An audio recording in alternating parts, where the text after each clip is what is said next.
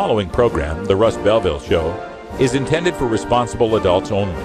We advocate to the repeal of marijuana prohibition for adults. We discuss the science, culture, and controversy about America's marijuana laws. We do not advocate any illegal activity and encourage all listeners to learn their state and federal marijuana laws. Opinions and claims made by guests and advertisers on The Russ Belville Show are their own, and The Russ Belville Show cannot be held legally responsible for their validity or reliability. Viewer discretion is advised.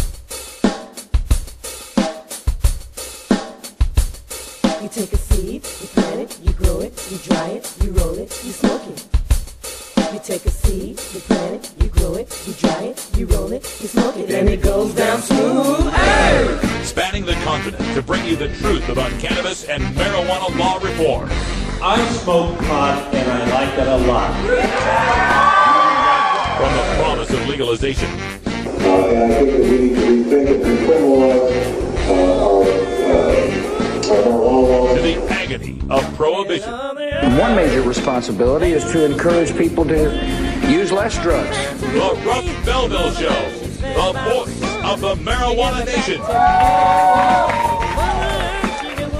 Yeah, I hear you had a question for me. Now, here's your host, Radical Russ Belville. We love the earth.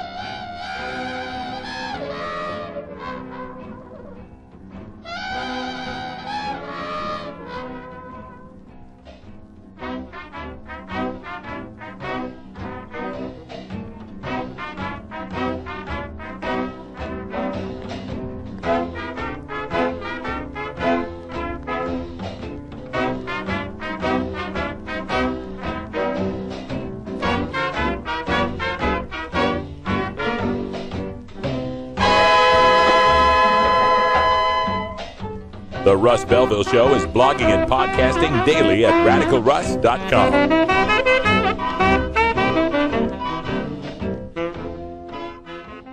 I'm Radical Russ Belville, and I want to thank you for listening to 420 Radio. We couldn't survive without you and our sponsors, and I'd like you to check out one of our prime sponsors, the National Cannabis Coalition. I've been working with NCC since June of 2012, and I'm proud to be part of the team they have assembled. National Cannabis Coalition is building the partnerships with reformers, lawmakers, and industry we need to be successful. Visit the National Cannabis Coalition website at nationalcannabiscoalition.com or the easier-to-remember ncc420.com. That's where you'll get the exclusive first look at my radical rants, as well as informative articles from the nation's top cannabis pundits. Visit ncc420.com today, and if you have your phone handy, text Russ to 420-420 to support NCC and 420 Radio. It's a free text message that helps us help you end adult marijuana prohibition. Learn more at ncc420.com, and thanks for supporting independent marijuana legalization public radio. 420 Radio, the world's voice of marijuana legalization. The law offices of Omar Figueroa would like to remind you to stand up for your rights. Please do not give up your precious liberties. There's nothing wrong with standing up for our constitutional rights, and in fact, it's the best way to honor the Constitution that recognizes our natural rights. Treat law enforcement with respect and respect the Constitution by standing up for your rights. If you are detained or arrested, stand up for your rights by repeating, "I respectfully invoke all of my legal and constitutional rights. I do not consent to any search and seizure. I want to remain silent, and I want to speak with my attorney, Omar Figueroa." Omar Figueroa has more than a decade of experience in federal and California courts and graduated from Yale University, Stanford Law School, and Trial Lawyers College. Please contact the law offices of Omar Figueroa at 415-489-0420 or 707-829-0215 or on the web at omarfigueroa.com.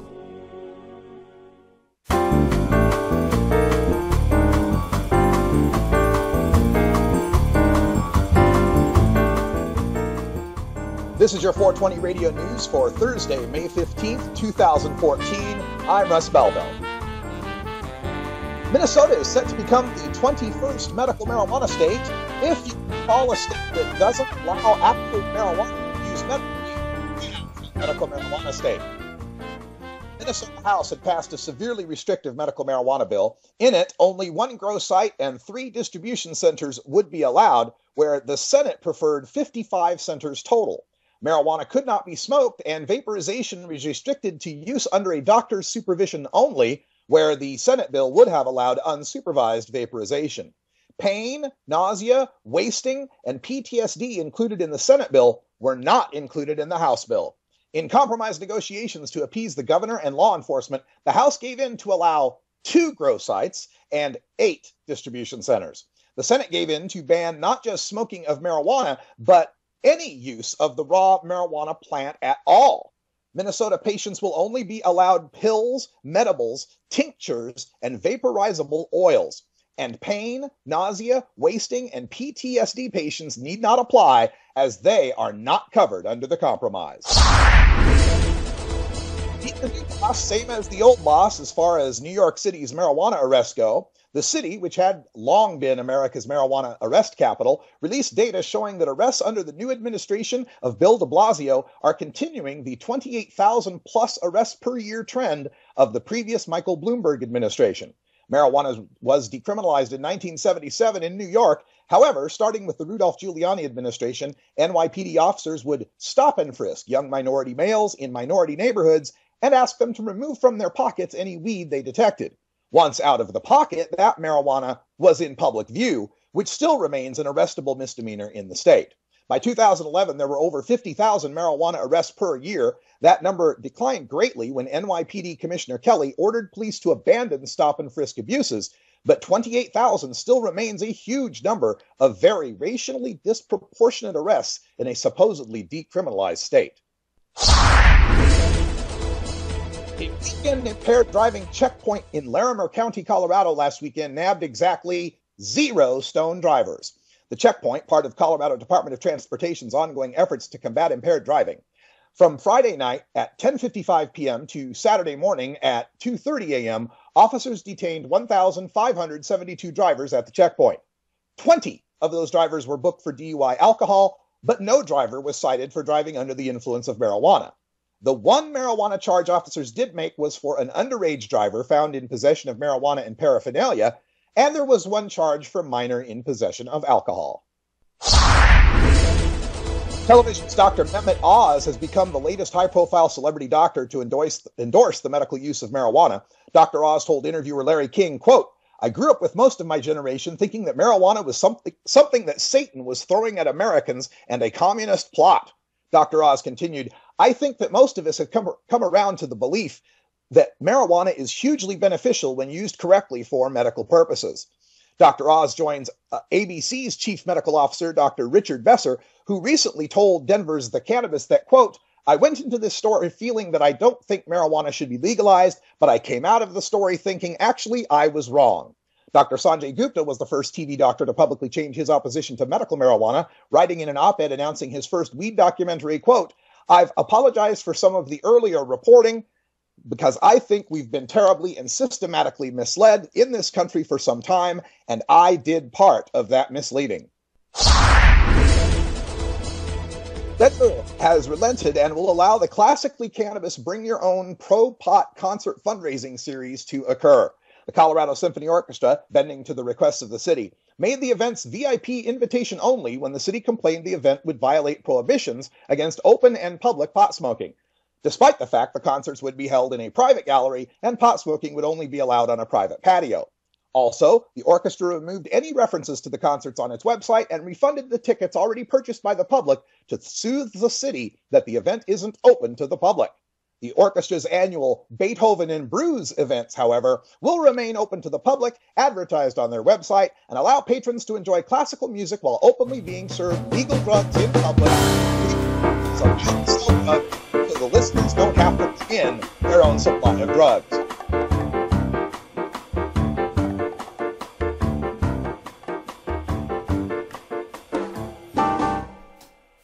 This has been your 420 Radio News for Thursday, May 15th, 2014. I'm Russ Belville from Miami, Florida.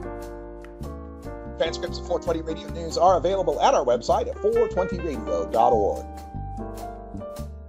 When we come back, we'll go behind the headlines and take a look at the hemp hysteria of DEA Administrator Michelle Linhart. State of Kentucky.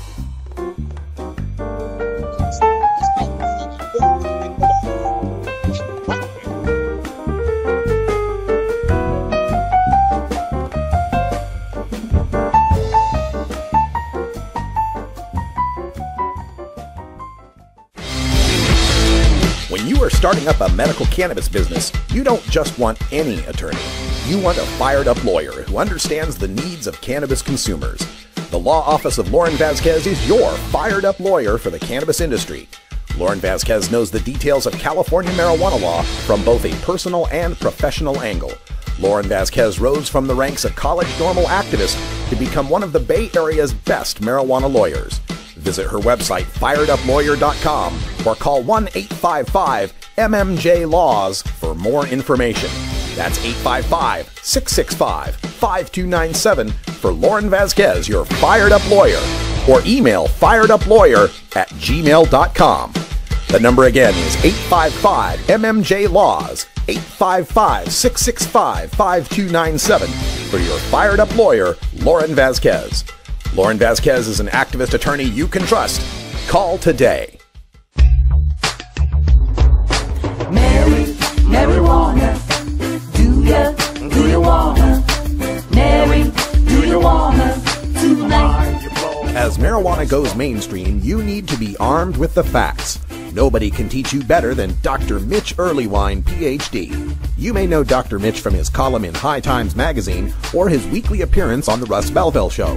Dr. Mitch is also the author of some of the best books on marijuana science, culture, history, and health, including Understanding Marijuana, Parents' Guide to Marijuana, Pot Politics, and more. Visit Amazon.com and search for Mitch Earlywine, that's EARLEYWINE, and order your books today. You can also contact Dr. Mitch by email at 420research@gmail.com.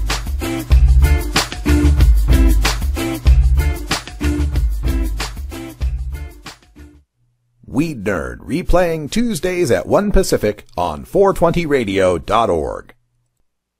Welcome back, everybody. Quarter after the hour, time for us to go behind the headlines, where the DEA is defying Congress and seizing hemp seeds bound for a legal Kentucky crop. The ban on industrial hemp has long been one of the most glaringly senseless prohibitions in America. Nearly everybody knows that hemp is marijuana's sober cousin, that smoking even a field of it couldn't get a person high. Yet hemp has been illegal since the Controlled Substances Act mandated its prohibition. One must procure a permit from the Drug Enforcement Administration to plant hemp in America, and they're not giving out any permits. But that has changed. This session, the U.S. Congress, at the behest of Kentucky Senator and Republican Minority Leader Mitch McConnell, passed an amendment he wrote to the annual Farm Bill allowing for the cultivation of hemp for research in the U.S. states that have passed hemp laws, like Kentucky and 11 others.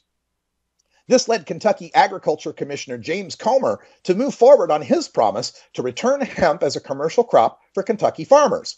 He announced that the state would be moving forward with the planting of 250 pounds of hemp seeds imported from Italy.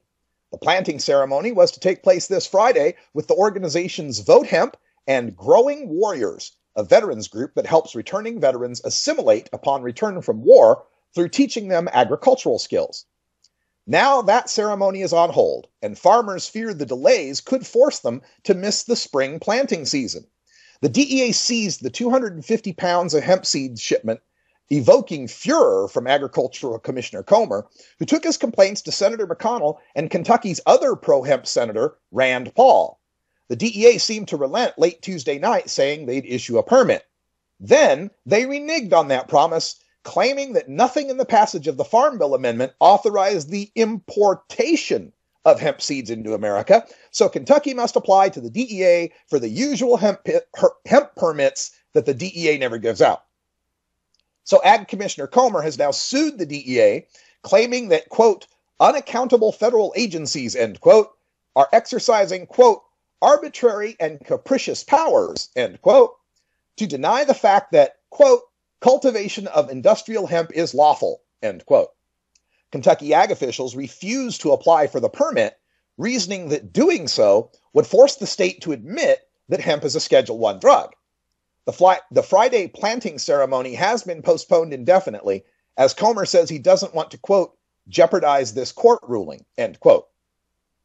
This stall tactic by the DEA over industrial hemp is just the latest in a long series of insubordinate acts by DEA Administrator Michelle Lenhart, who once called the flying of a U.S. hemp flag over the Capitol her, quote, lowest point in 33 years in the DEA, end quote. She has repeatedly condemned statements and moves by the Obama administration towards saner marijuana policies, saying her boss's policies make her DEA, quote, fight harder than ever, end quote. Lenhart herself remains embroiled in the Fast and Furious and Andrew Chambers controversies. The former involves collusion with the Sinaloa cartel and allowing American guns into Mexican cartel hands. The latter involves the rehiring of a snitch proven to be a liar in court. Lenhart couldn't even tell Representative Jared Polis and Representative Steve Cohen in congressional testimony whether marijuana use was safer than cocaine, heroin, or methamphetamine. Why President Obama continues to allow Michelle Lenhart to publicly undermine the U.S. Congress, the Department of Justice, and his own public comments is a growing mystery to drug policy reformers. We encourage everybody out there on social media to get involved using the hashtag FireLenhart. Now, Lenhart is spelled like Leonhart, L-E-O-N Hart, H-A-R-T, actually. Leonhart, but it's pronounced Lenhart. Fire Lenhart is the hashtag if you want to get involved with that. A lot of us in drug policy reform in the major organizations are putting additional pressure on Barack Obama to fire this insubordinate member of his drug policy staff. It's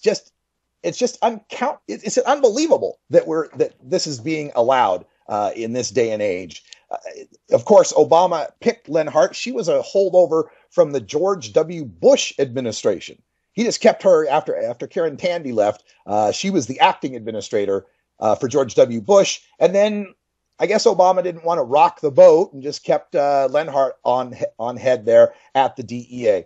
This is a woman who once said, when it was revealed there were, at the time, 60,000 murders in Mexico, and many of them children and teenagers, that was a signpost of success in our fight against the cartels because they were acting out like caged animals. Break time. See you in a minute.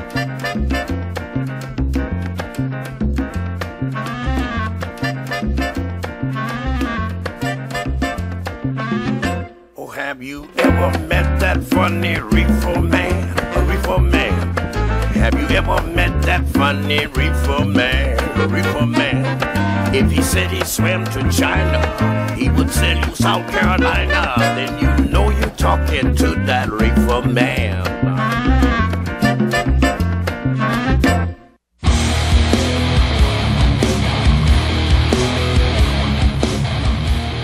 You know Herb Thrasher from the Herb Thrasher Flower Hour. Now get ready for Herb Age Designs for the proud cannabis consumer. Herb Age Designs, lifestyle gear for the 420 friendly. Herb Age Designs, home of the famous lighter leash. Herb Age Designs, get your Herb Age t-shirts and hoodies and show your pride. Herb Age Designs, we've got frisbee golf discs and durable hemp gear. Herb Age Designs, we've got shot glasses, drinking glasses, coffee mugs, and beer cozies. Check us out on Facebook and online at herbagedesigns.com. And follow Herb Age and Herb Thrasher on Twitter. We'll see you at this year's Hemp Fest. Crank it up!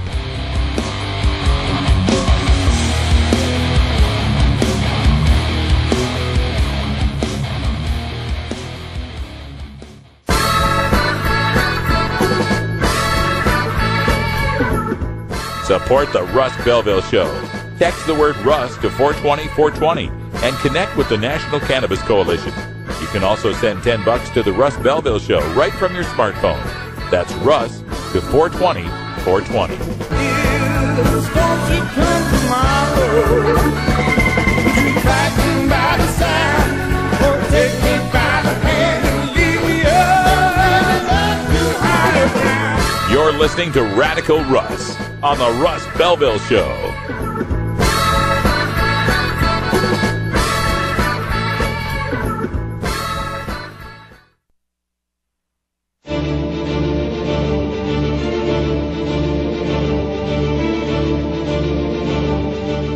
There was.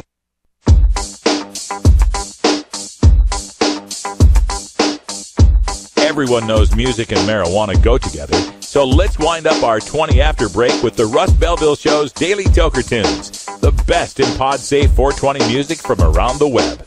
Today is Groovin' Thursday, featuring rap, hip-hop, soul, and funk music. Now, sit back and enjoy your Daily Toker Tunes. All right, welcome back, everybody. Time for some Groovin' Thursday Daily Toker Tunes, and joining us to talk all about it is our man Chuck Diesel. How you doing, Chuck? Oh, I'm good. How are you doing, Russ? I'm fantastic. I'm here in Miami, Florida, where it's just been raining all day. I understand Portland, Oregon has been sunny all day. I don't know what the hell happened. I know. My car's saying 85. I am on a field of asphalt here, so it might be a little warmer, but yeah, it's great here. It's a little muggy, and overall, I've just been noticing this mood lift that I've been having just from all this great weather, so I'm loving it. Right on. Glad to hear it. So for today, we're going to talk a little bit about wax, apparently. And for those that don't know, wax is just another name for butane hash oil, just a particular version of it. What can you tell us about the artist? Juicy J this is a solo album, but he's a member of the 3-6 Mafia. This is kind of one of the, I guess this is as far gangster as I go. I really like it. He's a great artist and super talented, and this is off his Stay Trippy album. That's really, I mean, he's kind of always, 3-6 Mafia have always been slightly, cannabis influenced, but I feel like this song really comes out and just says it, and it kind of blew my mind the first time I heard it, because this was released in 2013, and so they were talking about wax in what I consider kind of the mainstream rap game before a lot of other people, so I thought I'd share it with the crew today. Well, right on. I actually have some stats on that. I posted on my Pinterest account a survey that these guys had done where they took all these popular rap groups and they counted how many times they mentioned particular drugs. And it turned out, like, when it came to pills, Eminem was the top guy. When it came to cocaine, Ice-T was up in there. And the number one group for mentions of marijuana, weed, green, whatever, was 3 6 Mafia. So I guess we're on to something. Nice. All right, let's get to the tune right here. This is Juicy J, and the tune is entitled Wax. Thanks so much for joining us here, Chuck Play me some Pippin, man. The vibe is right. So you already know what it is.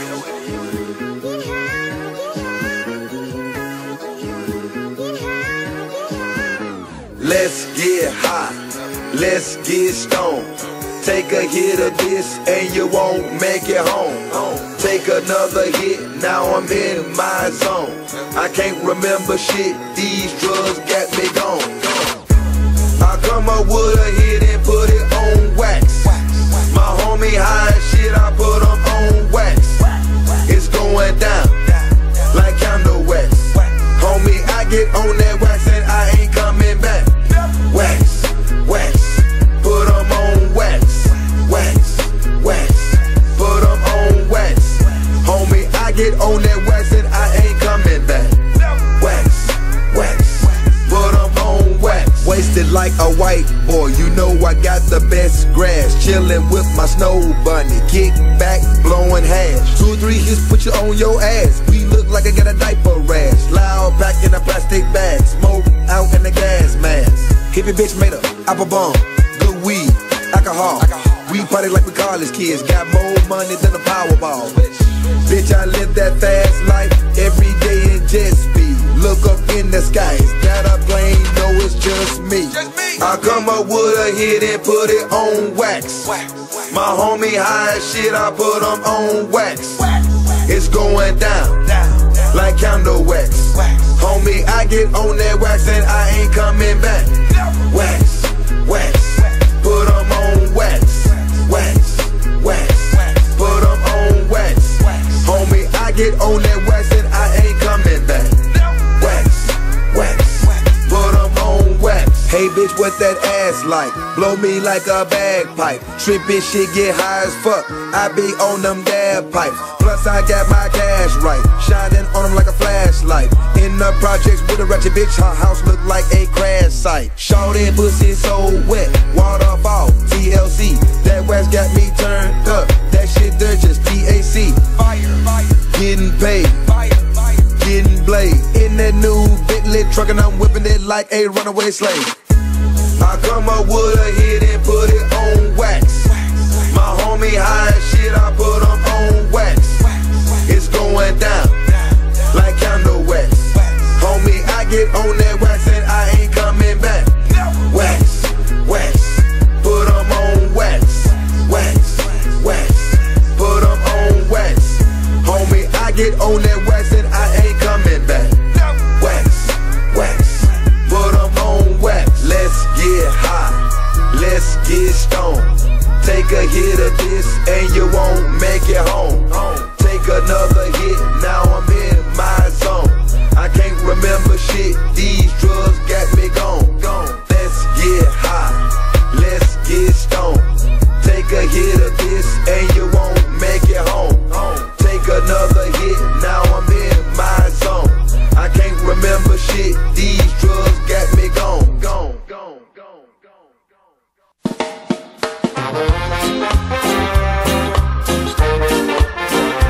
Support the Russ Belville Show. Text the word Russ to 420-420 and connect with the National Cannabis Coalition.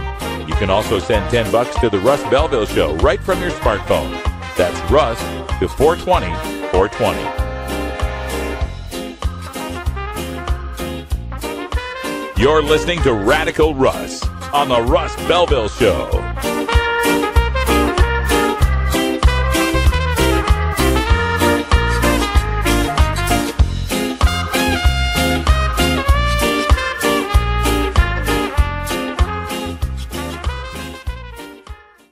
Ever wonder how often to change your bong water?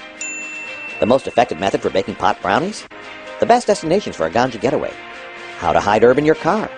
Whether to grow your own? How precisely to legalize it? Or how something as wonderful as marijuana ever got to be illegal in the first place? Finally, you can find all these answers and much more in the official High Times Pot Smokers Handbook. featuring 420 things to do when you're stoned. Since 1974, High Times magazine has covered marijuana in all its aspects and wonders, from cultivation to legalization to the herb's enduring and exalted place in popular culture. Packed with inside information, the official High Times Pot Smoker's Handbook rolls all of this collected wisdom together into a single indispensable ganja guide, including an entertaining look at marijuana's history, profiles of herb-friendly travel destinations and festivals, favorite potluck recipes from the High Times staff, smoking skills, advocacy and activism, essential marijuana movies and songs, profiles of famous cannabis strains, comprehensive growing information, celebrity endorsements, and much more. This is truly, finally, the ultimate guide to green living. Big Daddy thinks. Funky roller ring. Oh yeah, this is Big Daddy, and I'll be your freakazoid every Thursday night, right here at the Funky Roller Ring. Funky roller ring. 11 Eastern, 8 Pacific. Funky roller ring. I like it like that.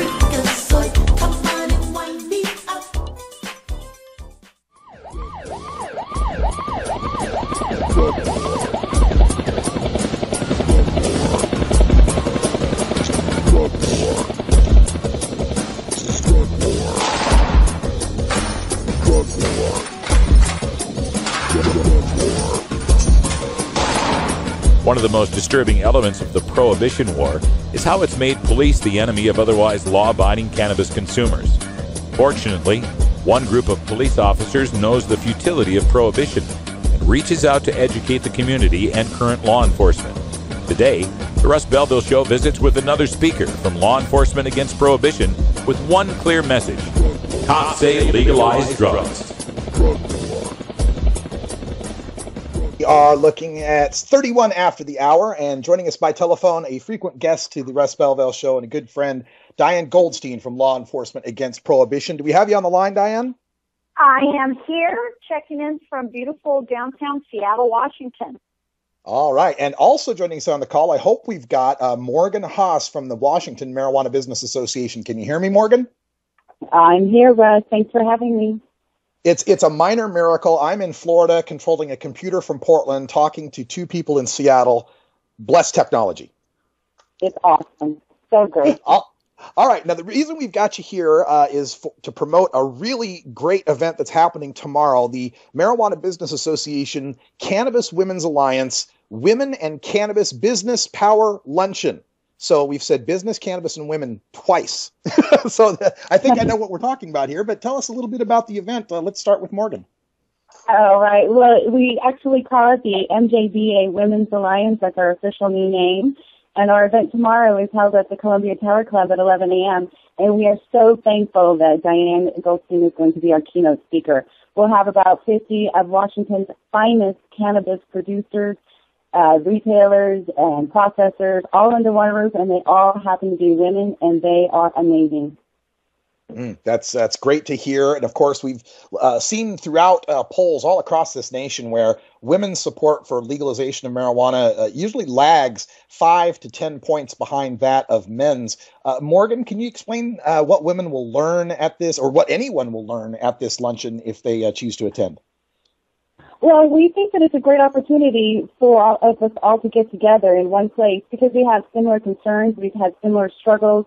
We honestly feel that this is the time for us to step up into our leadership roles and to take a real stance in business and cannabis and all kinds of activism that we're all already a part of. My particular favorite is business. I think women in business need to be promoted, that their brands need to be understood, and when we all get together, we do nothing but help each other, and that everybody wins with that, including the men in our society. That's great to hear. The MJBA Women's Alliance. This is the Women in Cannabis Business Power Luncheon. It's tomorrow, Friday, May 16th at the Columbia Tower Club, way up on the 76th floor in downtown Seattle. So I imagine it's got an amazing view from there, huh? The best view is actually from the restroom, and so we'll have I'm sure we'll have a lot of potty breaks. But Diane Goldstein is going to be our keynote speaker. We are so thankful that she's going to be there. She's such an amazing, powerful force for women. And I just found out about 10 minutes ago that your good friend Cheryl Schumann will be joining us as well. So it's going to be a great room full of pretty awesome women, and I encourage all women to come. All right. Well, let's talk to Diane just a little bit. We've spoken to Diane in her role with law enforcement against prohibition many times on the show as a retired police officer, someone who says cops say legalize drugs. But now, Diane, we're talking about moving into the legal marijuana movement where it's, not so much criminal justice and a whole lot more business. What do you plan to let these women know as you're speaking to them there tomorrow? Well, you know what? My message is still an activism message and a social justice message, and it's really to talk about how the war on drugs has not only failed the cannabis industry, but for the cannabis industry and activists not to forget that the war isn't over just because we're winning on cannabis. And that, although, and I think, Russ, you and I have had that conversation before, there is this issue of marijuana exceptionalism, and there's the issue sometimes of how activists sometimes tend to push aside and say, marijuana good, everybody else we don't care about, and they can continue to go to jail. So it's a combination of really bringing the Pauline Statement message back.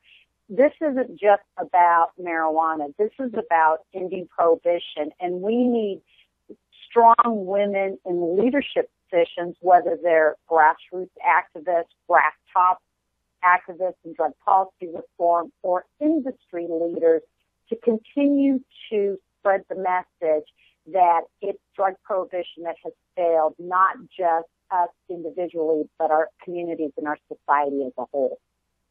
Absolutely. Now, the critics of the emerging, what they call big marijuana, the legal marijuana business, will say that, prohibition is a bad thing. We shouldn't lock people up. Marijuana shouldn't be that big a deal. But if we allow it to go commercialized, if we allow it to go through big business, it's going to be, exploited. They're going to exploit addiction. It's going to be bad for kids. They're going to advertise. How do you respond to those kind of criticisms of the legal marijuana industry? Let's start with Diane, and then we'll have Morgan answer the same question. I tend to be a little bit libertarian in my thinking, and I'm not saying that the free market should completely envelop the emerging marijuana industry, but I think that one of the things that we can do and we should do is provide a process that allows the small business owner to succeed. And if we have enough small business owners in the industry, that will keep the, so to speak, big marijuana out of taking over and doing those types of things. And I don't believe in this big marijuana. I mean, I think that's just another attack because it's convenient. We need to continue to press the message, and I'm not here advocating for drug abuse in any way, shape, or form, but our drug policies have to be based on scientific evidence, and we know that marijuana prohibition only allows our kids to access, and it creates danger for those most at risk and disenfranchised because of the collateral consequences. We need to develop smart regulatory process that respect adult use consumption and protect medical marijuana patients and safe access. Morgan, what say you on that subject of big marijuana and the business industry coming into it? I think that when we get together and we talk about best practices and education and competition and all the things that come with this new industry, we really do need to be responsible business owners. And when we're responsible and we keep our rules and our regulations, and we come together to make sure that we're all playing on the same level field, then we can be successful in our businesses and support each other and support each other's small businesses. Excellent. Now, talking about a level playing field, I want to move back to Diane for a second here, because it's not really a level playing field when we talk about drug policy, because often law enforcement uses their public, their bully pulpit and their ability to influence legislators to then influence the debates on legalization or medical marijuana. Most recent example of that being Minnesota. And sometimes they just come right out and lie. And I got this statement. It said, it was from a sheriff's association, I believe, that said of the 20 states with the highest driver acknowledgement of drug driving. 15 were states that have passed legislation legalizing marijuana. Do you recall which association that was, and did you have anything you wanted to say about that? Florida Sheriff's Association, in response to their opening salvo against, is it the Amendment 2 yes. ballot initiative? And not only did they say that, but the other thing that they flat out lied about, Russ, was the statement that they said that Charlie Beck and LAPD said that there was a direct nexus between crime and medical marijuana dispensaries. And in fact, Charlie Beck never said that. And in addition, now we have multiple studies that show that there is no nexus between a properly regulated medical marijuana industry and crime. Yeah, and this is some. I had seen this pop up the other day, and you know what I do? I look stuff up here on the show, and I went to the National Survey on Drug Use and Health, and the statement was that out of all the states that have the top 20 that have the most reported, self-reported drug driving, 15 were medical marijuana states. From 2002 to 2011, the most I could find was 5 in 1 2-year set, and it was usually 2 or 3 of those states were in the top 20. Meanwhile, most of the medical marijuana states were actually below the national average in their self-reported drug driving. So a complete lie and a 180 from what the facts actually say. And Morgan, when you hear things like that, when you're trying to, get the truth out about marijuana for the business industry, how much does that anger you to hear lies like that from law enforcement? Oh, that's a good question. I really couldn't answer that. I don't have much of an opinion. Could you? Yeah, sure. Diane, you want to? Sure. I think I think one of the things that we're seeing is that because now we've actually have a history of medical marijuana starting back to 1996, and drug policy reform activists, because of, I think, our voices, also now have mainstream academic research and other scientific evidence to be able to rebut the lies. And it really almost in some aspects shows that we're winning. But what we have to continue to do is make certain. So in Florida, and I know you're in Florida this week right now, right, Russ? Is yes. that we need to raise money so LEAP can send speakers to those affected states. I know recently I was up in Sacramento testifying for Tom Amiano's regulatory bill for medical marijuana. And in addition, during the same time, not just LEAP, but other drug policy organizations shot down the latest rendition of the zero tolerance DUID bill in California that they then amended to make it a 2 nanogram per se limit, and that was shut down as well. And so I think these are the last salvos of the prohibitionists that have nothing else left. And so they basically resorted to lying. It's kind of the ends justify the means that whole Machiavellian effect of the drug war has had on our law enforcement officials. It's wrong, it's inappropriate, and it needs to end.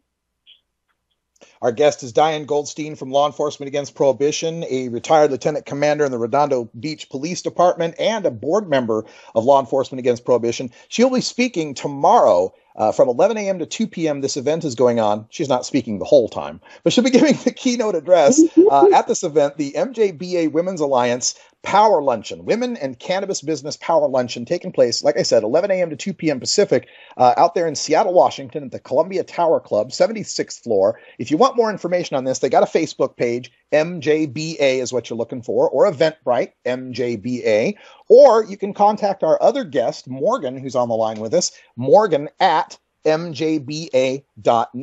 So, Morgan, as we wind things up in the interview, any closing thoughts here for this luncheon tomorrow or MJBA in general?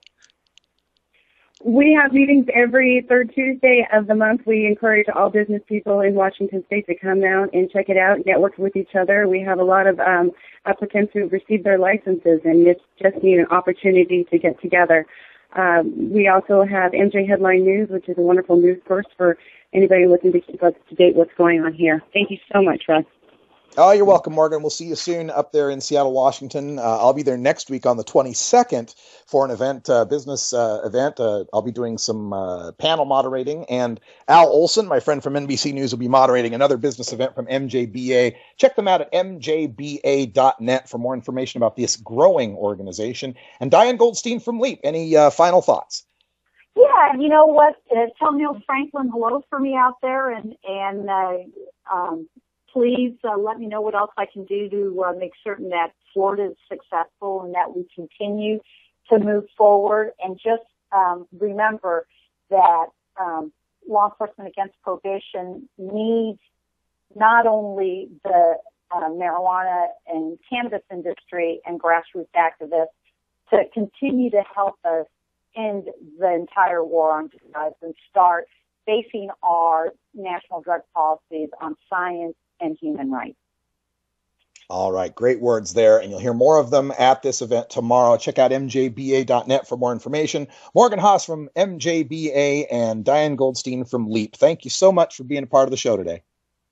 Thank you, Russ. Thank you, Russ. All right, when we come back, we'll have time for a radical rant. We're going to talk about, is Minnesota actually a medical marijuana state or not? It's hard to tell what qualifies anymore. We'll talk about this mishmash of a compromise that just got out in just a moment.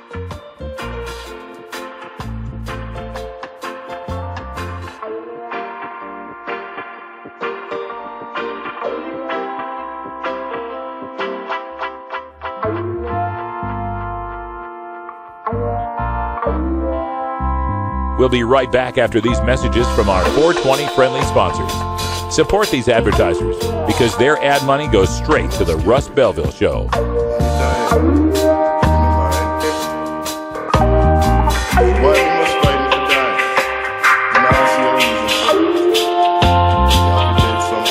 You're tuned into the Russ Belville Show, the voice of the marijuana nation.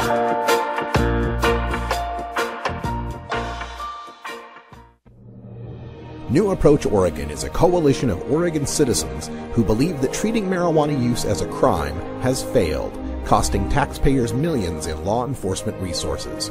We believe it's time for a new approach on marijuana, and that Oregonians deserve a chance to decide in the 2014 general election. Our approach will regulate, tax, and legalize marijuana for adults in Oregon. By implementing a strict system to regulate, tax, and legalize marijuana, we can move Oregon forward and create new revenue for critical services. Under our approach for 2014, 40% of funds would support K-12 education, 20% would support mental health and treatment services, and 15% would be dedicated to law enforcement. Public opinion, coupled with victories in Washington and Colorado, confirms marijuana legalization is inevitable. Visit our website at newapproachoregon.com or our page on Facebook at New Approach Oregon. Thank you.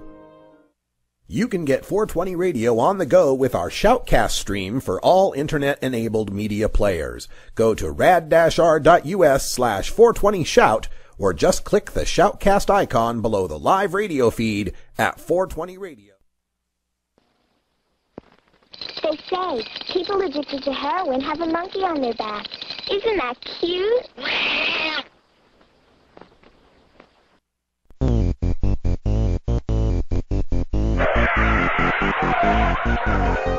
What's to keep somebody from getting all potted up on weed and then getting behind the wheel? The Russ Belville Show reminds you to never smoke and drive impaired. Hang out for a while. Share.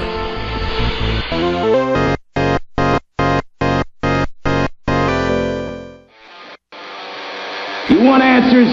I'm as mad as hell, and I'm not going to take this anymore! You want answers? You have offended my family. I think I'm entitled. You want answers? I want the truth! And you have offended a Shaolin temple. You can't handle the truth! Surely you can't be serious. I am serious. And don't call me Shirley. Radical Rant.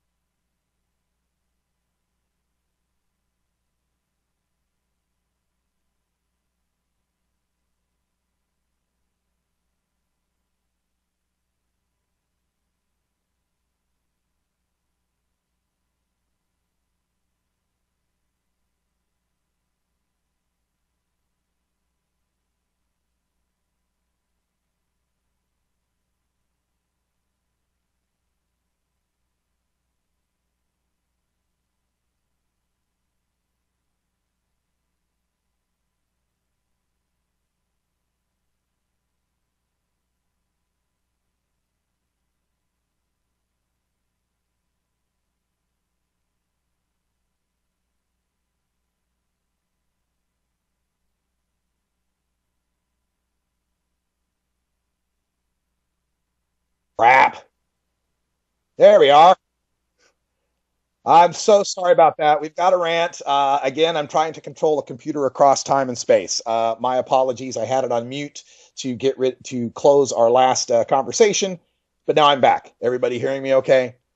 All right, we'll have this worked out, I swear. If only I had an assistant who didn't get me arrested. Okay. Anyway, let me start over. How many medical marijuana states are there? It's a good question now. How many medical marijuana states are there? Because this is something that came up a while back with Celeb Stoner asking a question on Twitter, at Celeb Stoner, asking how many medical marijuana states are there? Are there 21? Are there 25? 21 being what we normally call the medical marijuana states plus DC. Or 25, since Utah, Kentucky, Alabama, and another state passed the CBD only medical marijuana. So that becomes the question, right? Is a CBD only state a medical marijuana state? Well, we got a reply from Marijuana Policy Project at Marijuana Policy, who said no, CBD only is not a medical marijuana state because, for the same reason that all 50 states aren't medical marijuana states, because Marinol is legal, right? You can get a THC pill, Marinol, in any state. But that doesn't make those states medical marijuana states because you don't have access to the whole plant, right? The reasoning was you can't take a constituent like THC and put it in Marinol or CBD and put it in an oil and call that a medical marijuana state. Okay, I'm willing to accept that. But then that brings up kind of a problem with the news that we got out of Minnesota. What has happened in Minnesota is the Senate has passed a medical marijuana bill with an overwhelming veto-proof majority. And the House has passed a medical marijuana bill with an overwhelming veto-proof majority. And the two versions were wildly different. In the Senate version, they were going to allow 55 growing and dispensing centers. I don't know the breakdown of how many are grow sites or how many are dispensaries, but 55 total. That was in the Senate bill. In the House bill, 1 grow site, 3 dispensaries for an entire state, right? Now, understand as we're talking about this, the Senate bill is the bill that the medical marijuana advocates fought for and preferred. The House bill is the bill crafted by law enforcement and legislators with an eye toward getting the governor's signature. And of course, law enforcement and the governor don't want that evil legalization of marijuana to happen, so it's got to be just medical. The 55 in the Senate, 55 places in the Senate, 4 in the House bill, there was going to be neither bill, neither House nor Senate bill would allow the smoking of marijuana. That's right. Minnesota is set to become the first non-smoking medical marijuana state. But in the Senate version, they at least made the sensible decision to put in vaporization, that you could vaporize medical marijuana. In the House version, though, no smoking and no vaporizing unless being supervised by a doctor, because you know how dangerous vaporization is. We have to have a doctor's supervision. In the Senate bill, it had the standard conditions of things like cancer and, I don't know if it has glaucoma, but, spasms and multiple sclerosis, those kind of things, AIDS. But the Senate bill also included pain, nausea, wasting syndrome, and post-traumatic stress, traumatic brain injury, things like that. And the House version didn't. Because you know how people would fake those things to get the evil marijuana.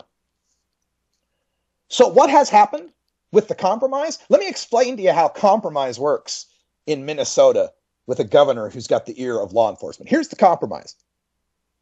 The Senate side said, all right, 55, that might be too much. We'll negotiate down to 24. And the House side said, no, we'll have 1 and 3. And the compromise between what they went down to 24, from 55 to 24, what we ended up with is 2 grow sites and 8 dispensaries. So 10. So we compromised down from 55 versus 4, from 55 to versus 4, we ended up at 10 for the whole state. That whole thing about no smoking of marijuana, that's still in there, but guess what else happened? No vaporization of marijuana. Minnesota is about to become the only medical marijuana state where you are not allowed to have bud. A no medical marijuana plant, medical marijuana state. No smoking of bud, no vaporization of bud. The only medical marijuana that will be available will be in pill, tincture, salve, oil form. And part of the reason why they don't want any flower, of course, because that way we don't have to worry about patrolling whether or not someone's smoking it, right? That's the evil we gotta eliminate. We can't have people smoking pot. To eliminate that evil, no plant allowed, no bud allowed, no vaporization allowed. And the governor said, well, part of this is that we want to make sure that marijuana flowers aren't, diverted and sold on the black market. And so the answer to that was to force patients, if they want to vaporize, to use oil. Yeah, don't worry. Oil has no value on the black market, Governor Dayton. Don't worry. To add insult to injury, no pain, no nausea, no wasting, no PTSD, no traumatic brain injury coverage. And they openly said that we could have covered 3,500 Minnesotans with the Senate version. We're only going to cover 5,000 with the House version. And that's the compromise that was made, that 30,000 Minnesotans should just continue to suffer. And what's at the heart of this is that box canyon that I've been talking about for 4 or 5 years now, that if you continue to maintain marijuana prohibition, you continue to say marijuana is medical, the alternate of that, the flip side of that, is that non-medical is bad somehow. And then you've got to narrow down your regulations to make sure you're not letting the bad smokers in and keeping the good smokers out. You've got to keep narrowing and narrowing. And now it's gotten so narrow, the box canyon is now so narrow that they're not even allowing us to touch the plant. And of course, once the FDA trials for Sativex and Epidiolex and those types of drugs are passed and those become legal and controlled by insurance, how easy will it be for all of the Minnesota dispensaries to swap out all the oils and tinctures and replace them with GW Pharmaceuticals? It's exactly what I predicted with the box canyon, and it's coming true. So I'll still ask the question, is Minnesota the 22nd medical marijuana state, including DC? Do we count states that don't allow patients to use plant as a medical marijuana state? I'm Radical Russ. Thanks for joining us. Until next time, take care of each other, smokers. You take a seed, you plant it, you grow it, you dry it, you roll it, you smoke it. You take a seed, you plant it, you grow it, you dry it, you roll it, you smoke it. And it goes down smooth.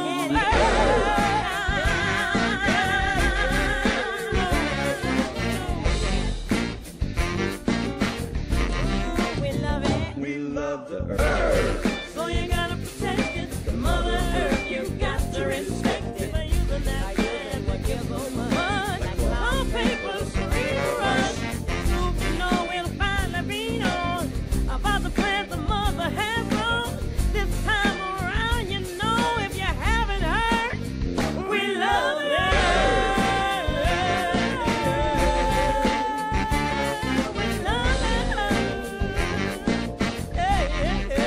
This is the Russ Belville Show. The Russ Belville Show is blogging and podcasting daily at radicalruss.com. You take a seed, you plant it, you grow it, you dry it, you roll it, you smoke it. You take a seed, you plant it, you grow it, you dry it, you roll it, you smoke it.